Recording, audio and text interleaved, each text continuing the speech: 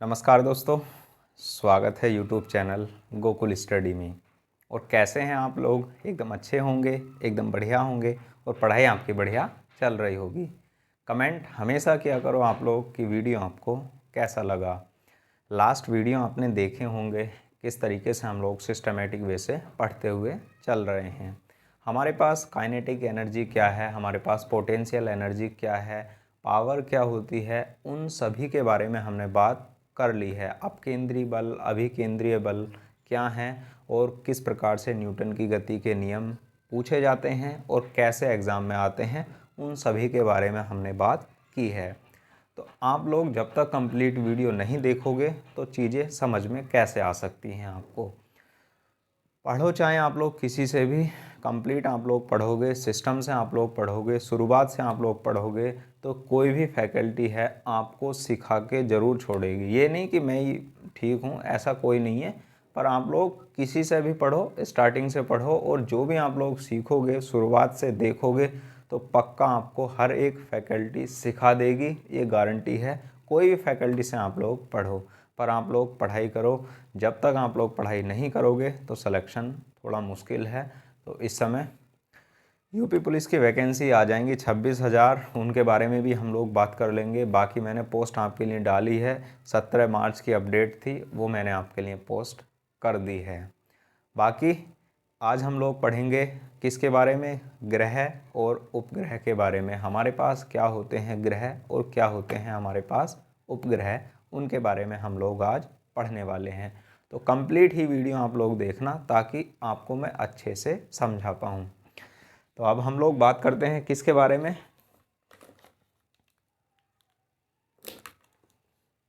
ग्रहों की, ग्रह तथा उपग्रह होते क्या हैं। पहले तो हम लोग इसके बारे में बात कर लेते हैं कि ग्रह तथा उपग्रह होते क्या हैं, फिर इनको रिलेटेड करेंगे हम लोग केपलर के नियम से। केपलर के नियम में क्या कहा गया है और किस प्रकार से हम इनको परिभाषित कर सकते हैं। हमारे पास यदि हम लोग बात करते हैं ग्रह की, तो ग्रह हमारे पास क्या होते हैं? ग्रह वह होते हैं जो सन के चारों ओर क्या करते हैं? चक्कर लगाते रहते हैं और इनका अपना ऊर्जा का कोई स्रोत नहीं होता है। हमारे पास ये सन है, ये सूर्य है और सूर्य के चारों ओर जो भी हमारे पास क्या लगाते हैं? पिंड चक्कर लगाते हैं, वो क्या कहलाते हैं? हमारे उपग्रह कहलाते हैं। ध्यान से आप लोग समझना, सूर्य के चारों ओर चक्कर लगाने वाले जितने भी हमारे पिंड हैं वो क्या कहलाते हैं? हमारे ग्रह कहलाते हैं। ये कक्षा है जिस कक्षा में ये चक्कर लगाते हैं और सबकी अपनी अपनी जो भी एक ग्रह है उसकी अपनी अपनी एक कक्षा होती है और उसी कक्षा में क्या करते हैं? वह चक्कर लगाते रहते हैं। जैसे हम लोग नॉर्मल सी बात करते हैं कि हमारे पास और भी आगे ये चलता रहेगी सीरीज इस तरीके से और आगे भी यह ऐसे बढ़ता रहेगा। तो हम लोग नॉर्मल बात करते हैं कि हमारे पास क्या है। जैसे हमारे पास सन है और सन के बाद हमारा कौन सा ग्रह होता है या कौन सा पिंड है जिसको हम लोग शामिल करते हैं? हमारे पास यहाँ है बुध है सबसे पहले। यदि हम लोग बात करते हैं कि सूर्य के पास ग्रह कौन कौन से हैं, सूर्य के पास के क्रम में, यानी जैसे हम लोग सबसे पहले बुध है, उसके बाद शुक्र है, उसके बाद हमारे पास पृथ्वी है, उसके बाद मंगल है। इस तरीके से हमारे ग्रह आते हैं सूर्य से दूरी के क्रम में। तो हमारे पास सन के या फिर सूर्य के पास कौन सा हुआ? बुध, उसके बाद शुक्र है और उसके बाद हमारे पास क्या आ जाती है? हमारी पृथ्वी आ जाती है। और पृथ्वी के बाद हमारी क्या आ जाता है? मंगल। मंगल के बाद हमारा क्या आ जाता है? मंगल के बाद आ जाता है हमारे पास बृहस्पति, फिर उसके बाद आ जाता है शनि, फिर उसके बाद अरुण, फिर वरुण। इस तरीके से हमारे क्या हैं? सूर्य से दूरी के जो क्रम हैं ग्रहों के वो इस प्रकार हैं। अब आप लोग जब देखोगे हमारे पास जो ग्रह क्या होते हैं, ग्रह वह होते हैं जो सन के चारों ओर चक्कर लगाते रहते हैं। सन के चारों ओर चक्कर लगाते रहते हैं, सन के चारों ओर चक्कर लगाते रहते हैं। उन्हें हम लोग क्या कहते हैं? ग्रह कहलाते हैं। इनकी ऊर्जा का सोर्स कुछ और स्वतंत्र नहीं होता है, वो क्या कहलाते हैं? ग्रह। क्योंकि किससे रिलेटेड हैं वो? सन से, सूर्य से। तो इनकी एनर्जी का सोर्स क्या हुआ? सूर्य। तो हमारे पास ग्रह की परिभाषा की हम लोग बात करें, ग्रह की परिभाषा क्या होती है? ग्रह की परिभाषा होती है ऐसे खगोलीय पिंड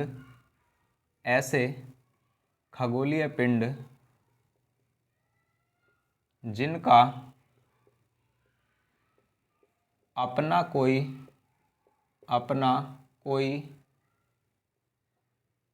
स्वतंत्र ऊर्जा का स्रोत नहीं है, स्वतंत्र ऊर्जा का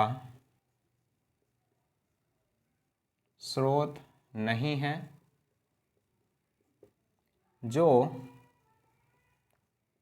सूर्य के चारों ओर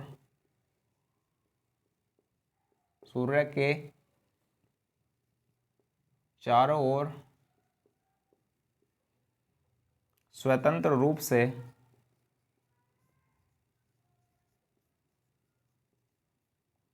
चक्कर लगाते हैं, या चारों ओर चक्कर लगाते हैं, ये सही रहेगा,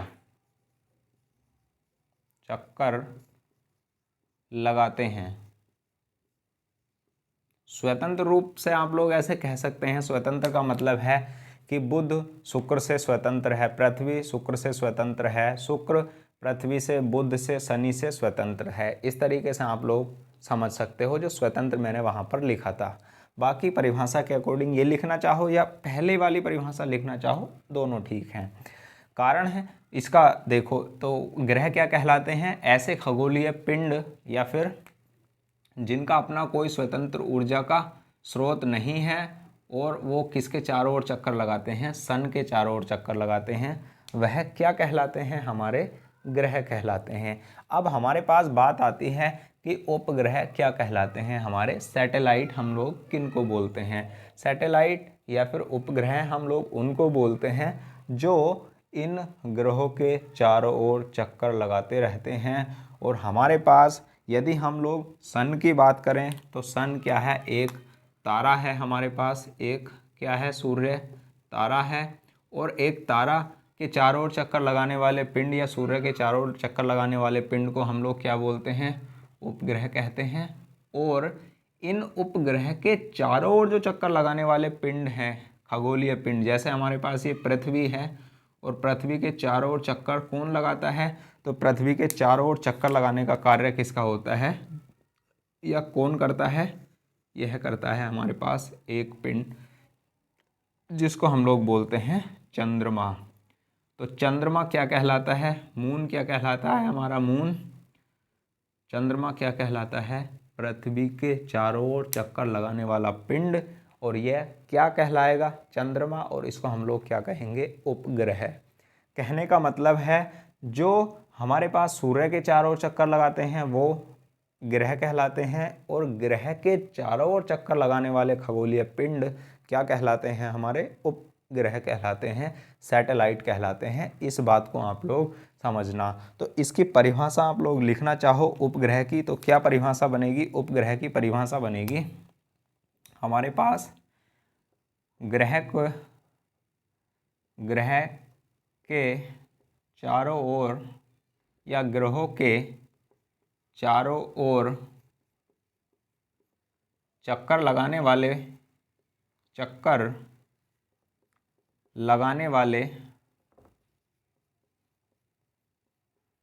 खगोलीय पिंड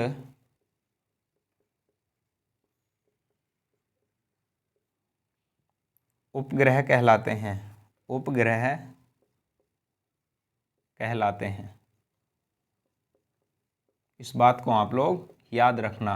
ये बात आपको समझ में आई होगी जो मैंने आपको समझाने की कोशिश की है। तो आप लोग इसका स्क्रीनशॉट लीजिए, फिर हम लोग इनको केपलर के नियम से रिलेटेड करके पढ़ते हैं कि ग्रह हमारे क्या हैं।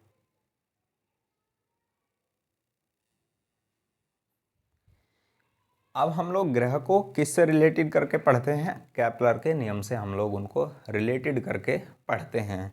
ध्यान से आप लोग इनको समझना। जैसे हम लोग बात करें केपलर के नियम में कैसे समझाया गया है उनको, केपलर के नियम, और एग्ज़ाम में क्या सवाल बनते हैं उनके बारे में भी हम लोग बात करेंगे। तो ग्रह और उपग्रह कहते किसको हैं, ये बात आपको समझ में आई होगी। देखो केपलर के कितने नियम हैं? केपलर के 3 नियम हैं और किससे संबंधित हैं? ग्रहों की गति से ही संबंधित इनके नियम हैं। पहला नियम क्या कहता है या फिर क्या लिखा हुआ है पहले नियम में? प्रथम नियम की हम लोग बात करते हैं तो प्रथम नियम है क्या हमारे पास? प्रथम नियम में लिखा है हमारे पास जो भी हमारा ग्रह है वो एक कक्षा में किस प्रकार से या कौन सी गति करता है, तो दीर्घ वृत्ताकार क्या है उसका पथ होता है और एक हमारी निश्चित गति करता है सूर्य के चारों ओर एक ग्रह। तो प्रथम नियम में क्या कहा गया है? प्रत्येक ग्रह सूर्य के चारों ओर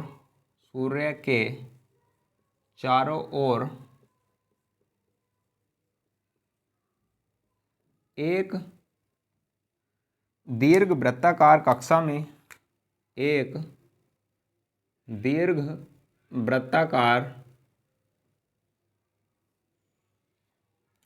कक्षा में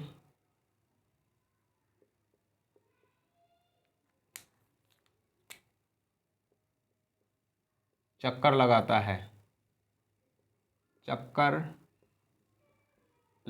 है और सूर्य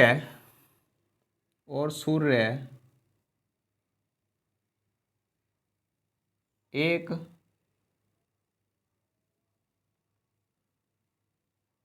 फोकस पर होता है।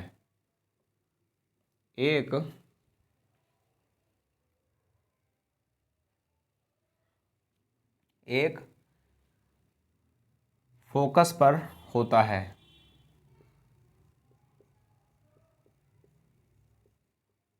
और यहाँ लिखना चाहो तो एक कक्षा के फोकस पर होता है। एक ग्रह की कक्षा के फोकस पर होता है। ये वाला आप इसको लिखोगे तो ज़्यादा ठीक है।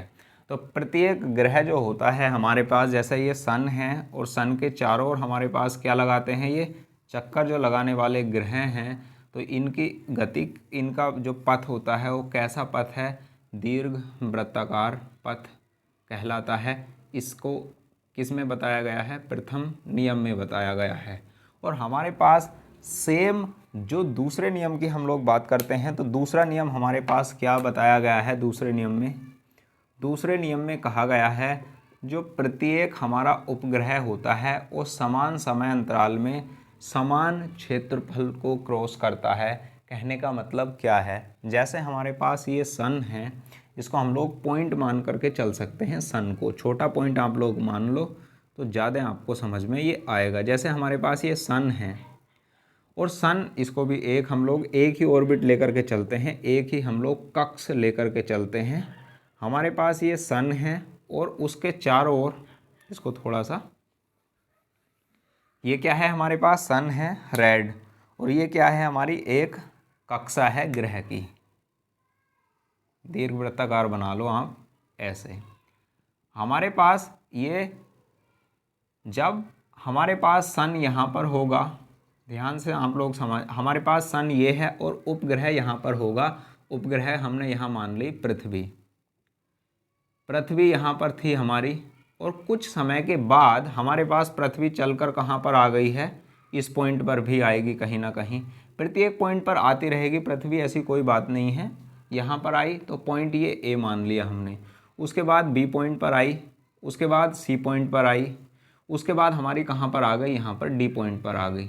तो आएगी तो प्रत्येक पॉइंट को कवर करके, पर मैं क्या समझाने की कोशिश कर रहा हूँ आपको अभी पता लग जाएगा। तो हमारे पास जब हम लोग इनको मिलाते हैं, सन से इनकी रेखाओं को यहाँ से मिलाते हैं कि पृथ्वी हमारी यहाँ थी तब सूर्य के मध्य इतनी दूरी थी, पृथ्वी हमारे यहाँ पर थी तब हमारे सन के मध्य इतनी दूरी, पृथ्वी हमारे यहाँ थी और सन के मध्य इतनी दूरी थी। तो हमारे पास इसको थोड़ा सा आप लोग जब इस प्रकार से पास कर लो, अभी पास क्यों कर लिए किया है हमने अभी बताने वाला हूँ मैं आपको। हमारे पास क्या है? ये डी पॉइंट है। तो जो भी हमारे पास ये सन है और इसके चारों ओर ग्रह चक्कर लगाते हैं, तो हमारे पास दूसरे नियम में कहा गया है कि प्रत्येक ग्रह समान समय में समान क्षेत्रफल को क्रॉस करता है, पार करता है। कहने का मतलब क्या है, जैसे हमारे पास ये सन को हमने मान लिया O, जो ये वाला क्षेत्रफल होगा हमारे पास, ये जब ये क्षेत्रफल होगा कौन सा, ओ ए डी का क्षेत्रफल बराबर किसके होगा, ओ बी सी के क्षेत्रफल के, ओ बी सी के क्षेत्रफल। तो हमारे पास जितने समय में, ध्यान से आप लोग समझना, जितने समय में हमारा ये ओ ए डी का क्षेत्रफल को कवर करने में समय लगेगा, उतने ही समय में हमारा उतना ही क्षेत्रफल इसको कवर करने में लगेगा। कहने का मतलब क्या है, जैसे हमारे पास एक बार पृथ्वी यहाँ थी और इस पॉइंट को हमने मान लिया, कोई भी पॉइंट पास ले लो या दूर ले लो, तो जितने समय में हमारा यहाँ से पृथ्वी हमारी डी से ए तक आने में जो भी समय लगाएगी, तो हमारे पास ये इतने समय में जो भी एरिया कवर करेगी, ये जो एरिया उसने कवर किया है, तो हमारे पास जो अब सूर्य के पास हमारी पृथ्वी आ गई है, यहाँ डिस्टेंस कम है और यहाँ डिस्टेंस अधिक है, तो जो हमारे पास यहाँ से यहाँ तक बी से सी तक जितना हमारे पास समय खर्च हुआ, जो किसके बराबर है, डी से ए तक जितना समय लगता था, बी से सी तक जाने में हमारे पास समय तो लगेगा अधिक, पर हमारे पास कितना क्षेत्रफल होगा, इस क्षेत्रफल के बराबर ही होगा। कहने का मतलब है हमारे पास समय, यदि यहाँ 2 घंटे लगते हैं, तो 2 घंटे जब यहाँ लगेंगे हमारे, तो क्षेत्रफल किसके बराबर कवर होगा, इस क्षेत्रफल के बराबर ही कवर होगा। तो दूसरे नियम में क्या लिखा हुआ है, प्रत्येक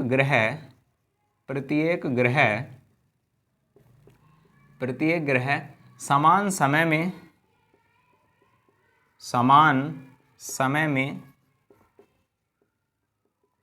समान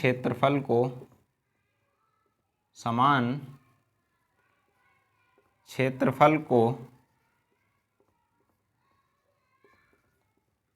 तय करता है।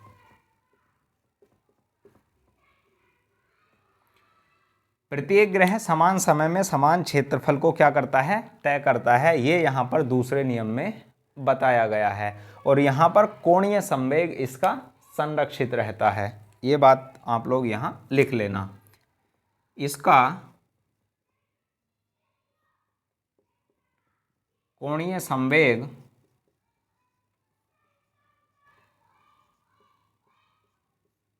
संरक्षित रहता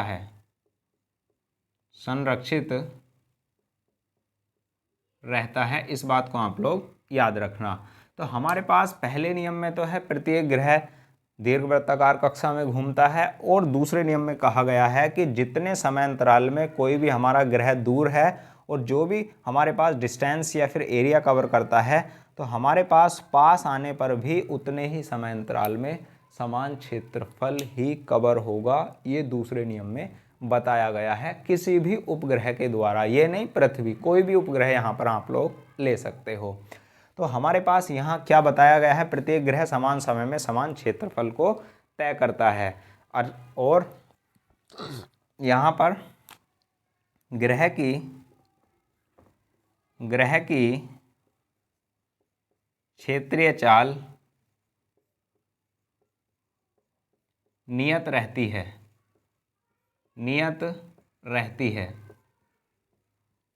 हमारे पास जो भी ग्रह होगा उसकी चाल कैसी रहेगी, हमारे पास नियत रहेगी। जो चाल यहाँ पर थी उसी चाल से हम लोग यहाँ पर चलेंगे, और ये हमारे पास एरिया आपको बड़ा दिखाई देगा, पर एरिया किसके बराबर कवर होगा, ओ ए डी के। तो ओ बी सी का एरिया कैसा होगा, हमारा बराबर ही कवर होगा। ये दूसरे नियम में बताया गया है। तो इसका आप लोग स्क्रीनशॉट ले सकते हैं और इसको भी आप लोग लिख लेना, ये ओ ए डी बराबर, इस प्रकार से इसको आप लोग समझ सकते हैं। अब हम लोग तीसरे नियम की बात करते हैं कि जो हमारा एक सन के चारों ओर चक्कर लगाने में जो भी ग्रह है उसके समय को हम लोग क्या बोलते हैं, और उसके समय को हम लोग किस प्रकार परिभाषित करते हैं, उसके बारे में हम लोग बात करेंगे। तो स्क्रीनशॉट आप लोग इसका ले लो।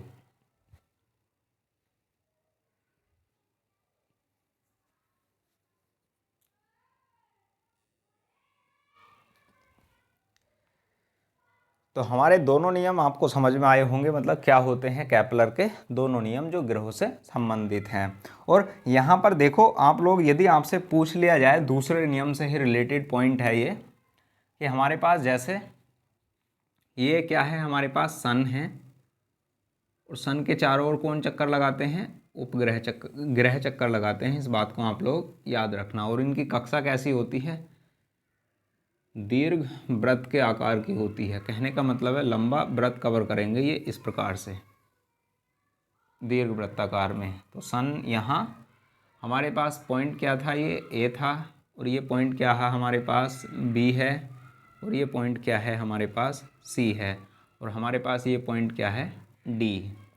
तो हमने कहा था ये, इसके बारे में हम लोग बात कर रहे थे, ये जब इन पॉइंटों को मिलाया जाता है, एक फिक्स पॉइंट मान लो सन के लिए, ये फिक्स पॉइंट है, यहाँ पर आप इस लोग इसको ले लो, ये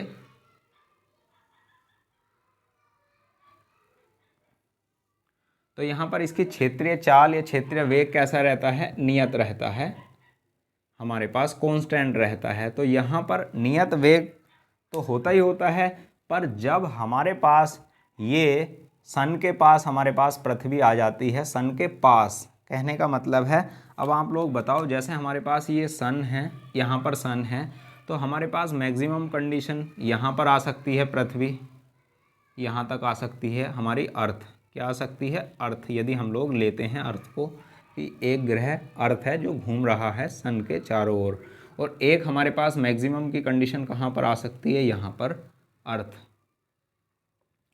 तो हमारे पास ये वाली जो डिस्टेंस है, क्या इस डिस्टेंस के बराबर है या इस डिस्टेंस के बराबर है, तो आप लोग कहोगे बिल्कुल भी नहीं है, इस डिस्टेंस के बराबर ये नहीं है। तो हमारे पास जब इस एरिया को हमें कवर करना है, ध्यान से आप लोग समझना, इस एरिया को कवर करना है बराबर ही किसके बराबर, इसी के बराबर जो हमारे पास ये एरिया है। तो आप लोग मुझे बताओ ज़रा, जब हमारे पास यहाँ से यहाँ तक डिस्टेंस अधिक है और यहाँ से यहाँ तक डिस्टेंस कम है, एरिया बराबर ही कवर होगा, तो बताओ हमारे पास जो सन से दूर ग्रह हैं उनकी चाल कैसी होती है, उनका वेग कैसा होता है, उनका वेग धीमा होता है या फिर तेज होता है। तो आप लोग बताओ, जब हमारे पास यहाँ से दूरी अधिक है तो जब ये धीरे धीरे चलेंगे तो ही तो हम लोग इतना एरिया कवर कर पाए, और जब हमारे पास पृथ्वी यहाँ से इस पॉइंट तक पहुँची, इतना यानी इस एरिया के बराबर एरिया कवर करने के लिए, तो क्या उसको तेज चलना पड़ेगा या फिर नहीं, तो बिल्कुल तेज पर चलना पड़ेगा, क्योंकि हमारे पास अर्थ सन के पास है, तो उसमें उस समय उसका वेग अधिक हो जाता है और दूर होने पर उसका वेग कम हो जाता है। इस बात को आप लोग याद रखना। तो यहाँ पर पॉइंट क्या लिखा जाता है, दूसरे नियम के साथ ही आप लोग उसको रिलेटेड करके लिख लेना। प्रत्येक ग्रह सूर्य के पास आने पर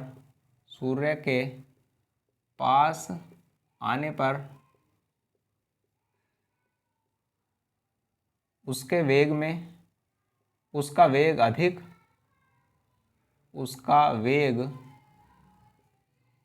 अधिक तथा सूर्य से दूर होने पर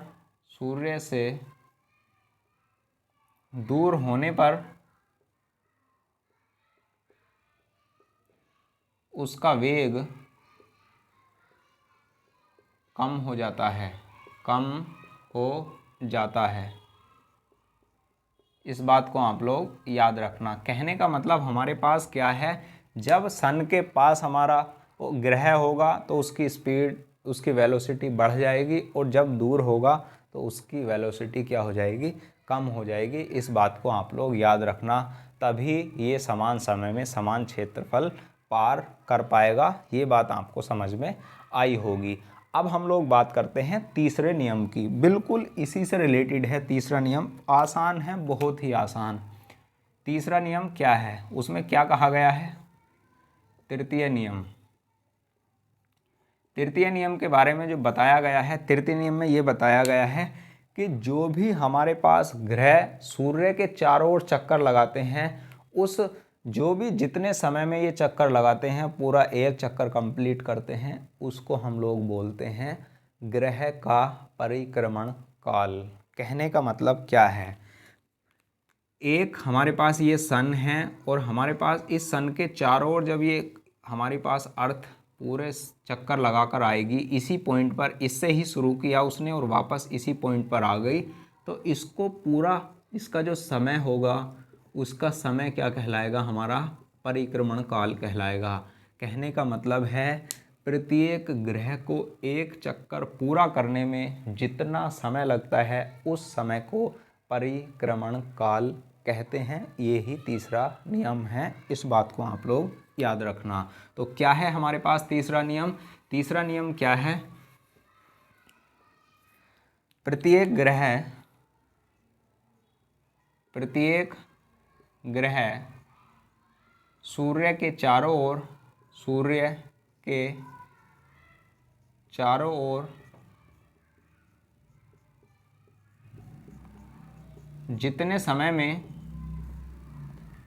जितने समय में चक्कर लगाता है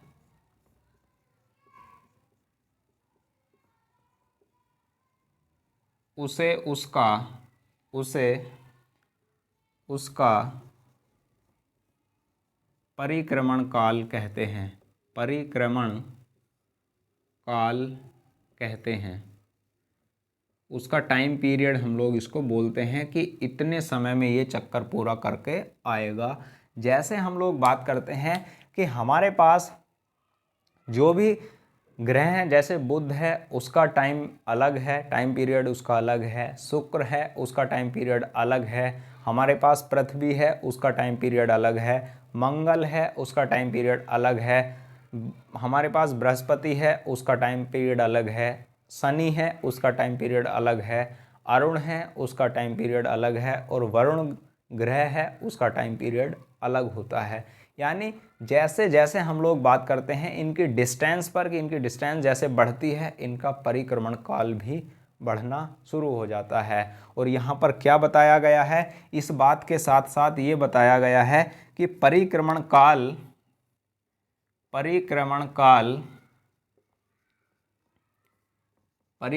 काल का वर्ग सीधे उनकी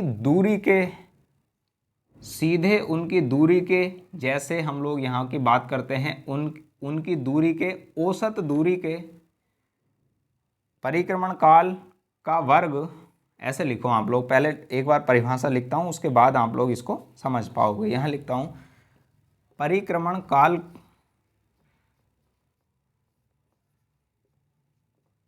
का वर्ग ग्रहों की औसत दूरी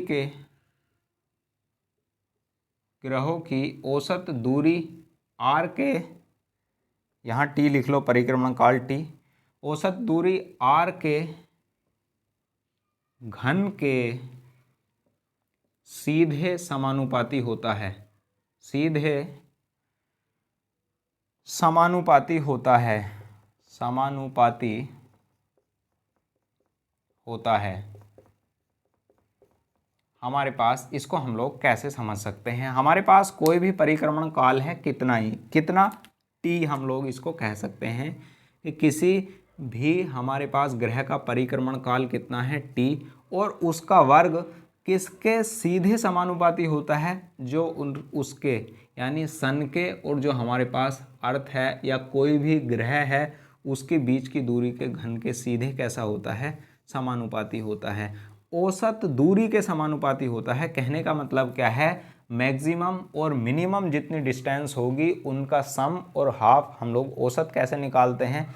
यदि हमें दो पॉइंटों का औसत निकालना हो या दो संख्याओं का हम लोग औसत निकालते हैं, जो दो संख्या हमारे पास दी गई हैं उनका औसत यदि हमें निकालना है तो हम लोग क्या करते हैं, हमारे पास जैसे इसी की दूरी कितनी है, यहाँ आप लोग मान लो कि हमारे पास यहाँ 18 किलोमीटर दूरी है, 18 किलोमीटर यहाँ से यहाँ तक की। अब ऐसे मान रहे हैं हम लोग, और यहाँ से यहाँ तक की डिस्टेंस मान लो कि 6 किलोमीटर है। तो हमारे पास इनकी जब हम लोग औसत दूरी निकालेंगे तो 18 प्लस के 6/2, तो हमारे पास जो भी आएगी जैसे 12 किलोमीटर है, तो ये हमारी औसत दूरी है।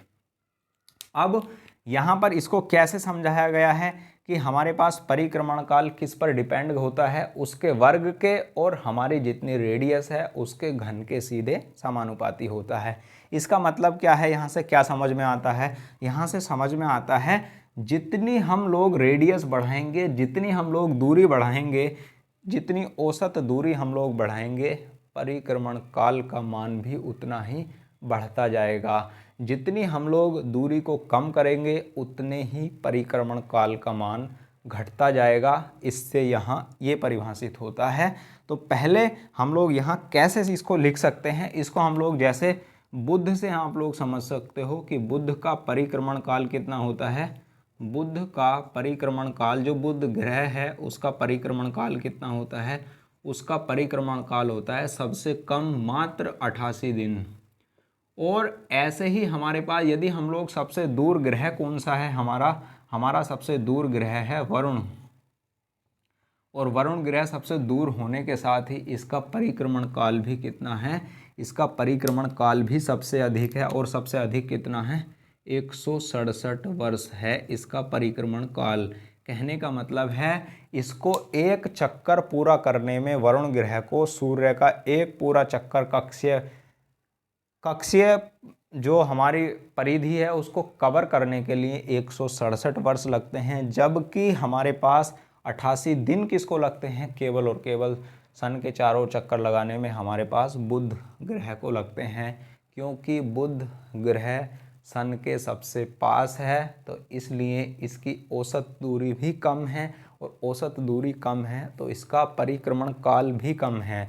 जबकि वरुण ग्रह की हम लोग बात करते हैं तो वरुण ग्रह की डिस्टेंस अधिक है, दूरी अधिक है, औसत दूरी, तो इसलिए इसका परिक्रमण काल भी अधिक है। ये तीसरा नियम बताता है और यहाँ पर इसको इस प्रकार से बताया गया है। जैसे हम लोग अर्थ की बात करते हैं कि हमारी अर्थ कितने चक्कर कितने समय में पूरा कर देती है, तो 365 दिन। तो इसको हम लोग कैसे समझ सकते हैं, 365 दिन एक साल को हम लोग मानते हैं। बुध ग्रह के लिए एक साल कितने दिन में हो जाता है, 88 दिन में। और हम लोग ये वाला एक साल 167 वर्ष यदि पृथ्वी के अनुसार, यहाँ पर हम लोग इतने दिन लगेंगे, इसको 167 गुणा 365 बराबर जितने भी दिन यहाँ पर आएंगे उसके लिए इतने दिन क्या होंगे, एक साल के बराबर होंगे वरुण ग्रह के लिए। इस बात को आप लोग याद रखना। तो ये इससे रिलेटेड है, इसलिए ये क्या करते हैं, तुरंत ही हमारे यहाँ दिन कम हो जाते हैं और यहाँ दिन बढ़ जाते हैं, इस नियम से ही।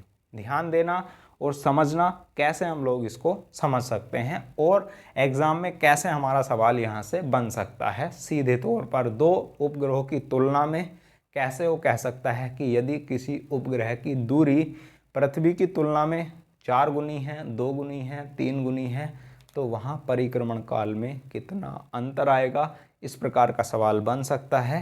उस सवाल के लिए मैं आपको लिखूंगा और समझाऊंगा भी। तो पहले आप लोग इसका स्क्रीनशॉट लीजिए, फिर सवाल से हम लोग उसको समझते हैं। तो स्क्रीनशॉट लो आप लोग इसका।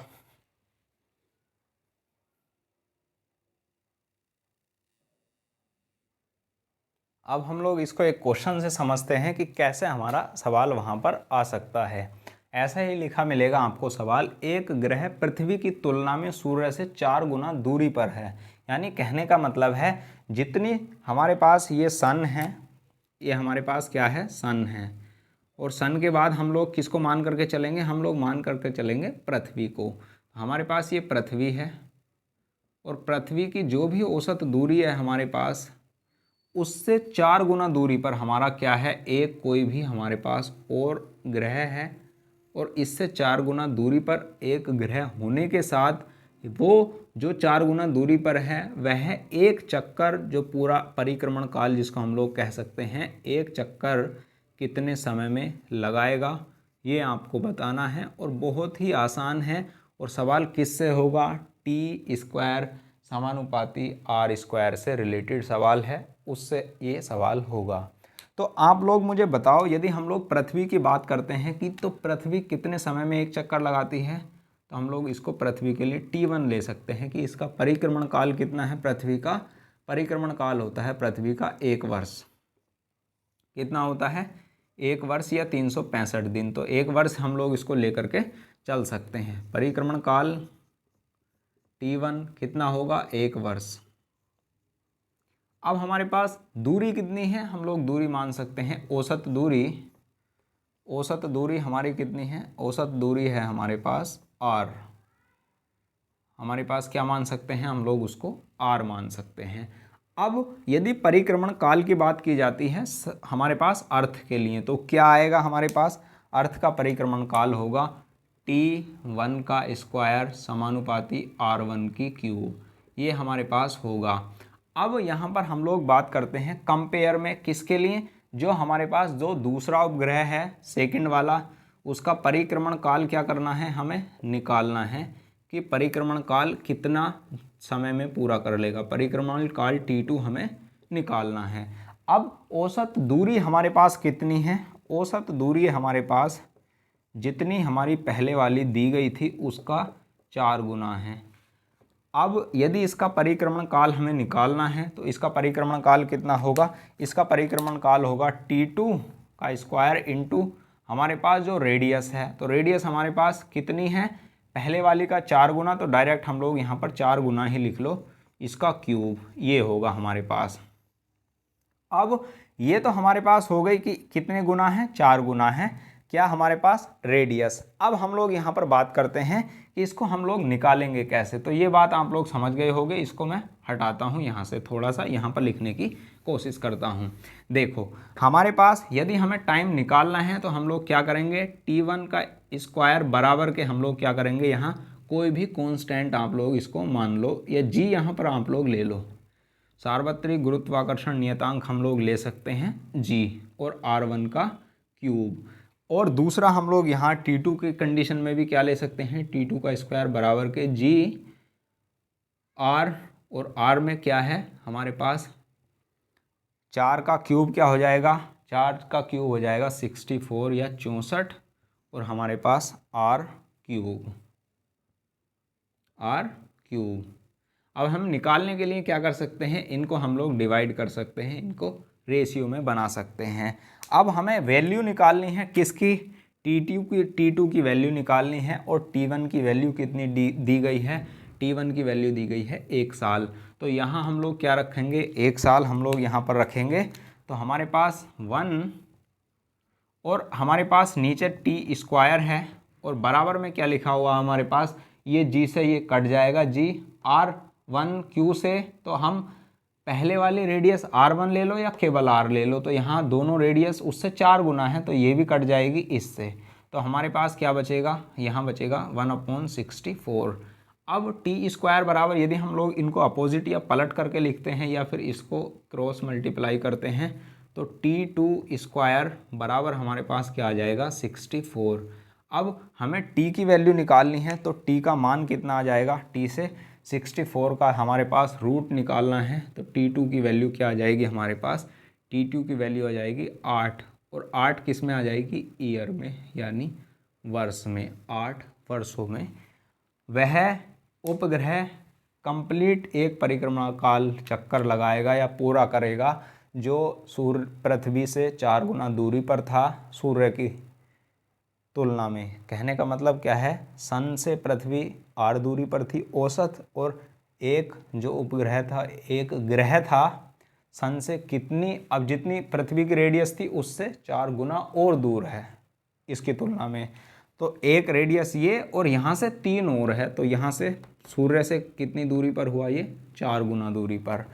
तो वह कितने समय में चक्कर लगाएगा? 8 वर्ष में एक चक्कर लगाएगा। ऐसे सवाल वहाँ पर बनते हैं लैंग्वेज के साथ, तो उनको आसानी से आप लोग कर सकते होंगे इसी क्वेश्चन, इसी फॉर्मूले से जो आपके सामने लिखा है। ये मैंने आपको समझा भी दिया किस तरीके से हमारे सवाल बन सकते हैं। तो जो उपग्रह हैं उनके बारे में भी हम लोग बात करेंगे। क्या है उपग्रह? परिक्रमण काल क्या है? किस पर डिपेंड होता है हमारा परिक्रमण काल उपग्रह का? हाइट पर डिपेंड करता है या द्रव्यमान पर डिपेंड करता है, यानी किसी भी उपग्रह का द्रव्यमान बढ़ जाए तो परिक्रमण काल घटेगा या फिर बढ़ेगा, उस पर हम लोग बात करेंगे। और उसके बारे में भी हम लोग बात करेंगे। पलायन वेग क्या होता है, जियो सैटेलाइट हमारे पास क्या होती हैं, भू स्थिर सैटेलाइट क्या हैं, उनके बारे में भी हम लोग बात करेंगे। जियो सिंक्रोनस सैटेलाइट क्या हैं, उनके बारे में हम लोग बात करेंगे। परिक्रमण काल कितना होता है, यदि कोई उपग्रह पृथ्वी के पास है तो उसका परिक्रमण काल कितना होगा, उनके बारे में बात करेंगे। बहुत ही आसानी से चीज़ें आपको समझ में आने वाली हैं। समझ में तभी आएंगी जब आप लोग कंप्लीट देखोगे। तो कैसा लगा वीडियो कमेंट बॉक्स में आप लोग लिखना, और वीडियो को आप लोग शेयर ज़रूर किया करो। बहुत सिस्टमेटिक वे से हम लोग पढ़ते हुए चल रहे हैं। बाकी आपको कुछ लगता हो तो आप लोग कमेंट बॉक्स में कमेंट कर सकते हैं। Thank you, all the best. पढ़ते रहिए, मस्त रहिए, ज़बरदस्त रहिए। Thank you. स्क्रीनशॉट आप लोग इसका ले सकते हैं।